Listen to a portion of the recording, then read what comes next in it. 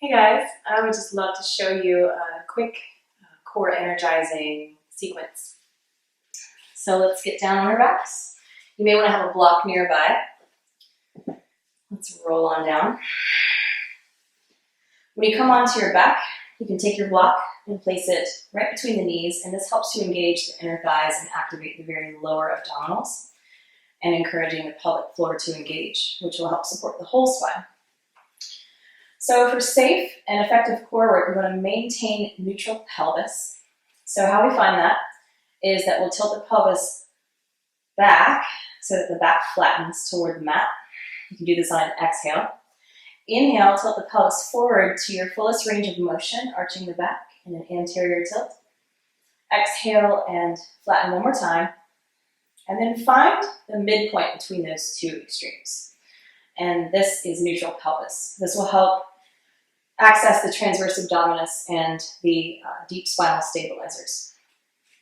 So we can hug the block, and you can just simply start activating the core by raising one leg and then the other, and maybe you just stay there.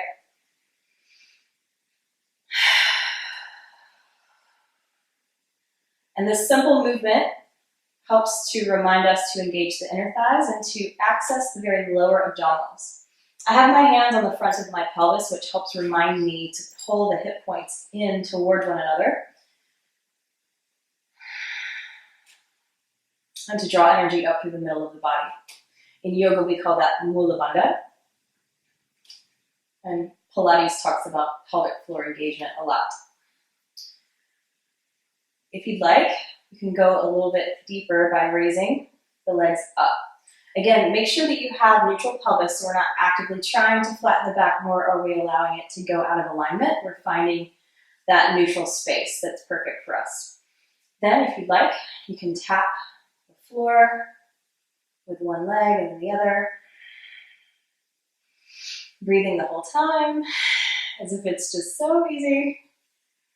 And you can maintain that for as many sets as you like. And then let's put the feet on the floor. Now take the hands behind the head.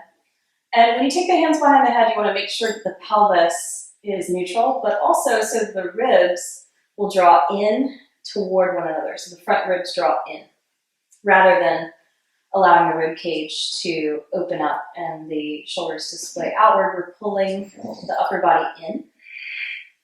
Take an inhale. And as you exhale, curl up, squeezing the block, and inhale to return. You might notice your glutes squeezing, and that's just an indication that you could utilize muscle strength of the inner thighs and the abdominals just a little bit more. Exhaling on the lift and inhaling to return.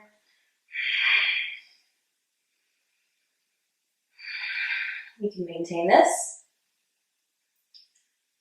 And then let's throw in some twists. So squeezing the block, lift up and over to one side as you exhale, and inhale to return, and exhale over, inhale to return, and then keep going. Side to side. Now, removing the block, you can take your hands behind your head again, and if you'd like, you can lift one leg and then the other. Or if you want to make it harder and you can maintain neutral pelvis, you can twist to one side, activating the toes, and then the other. Let's do 4 more. 2. And 1. Very nice. Take that same block and place it at its low or medium level underneath the pelvis. Just to stretch out the front of the body. And you might walk the feet wide onto the mat, turn the heels out, turn the toes in, and rest for a moment. Or if it feels comfortable, you might lift the legs off the ground and massage your low back and your sacrum on the block.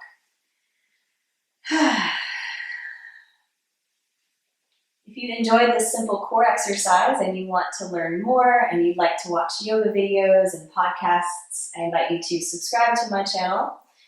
That would help me out a lot. Let's keep in touch. Thanks.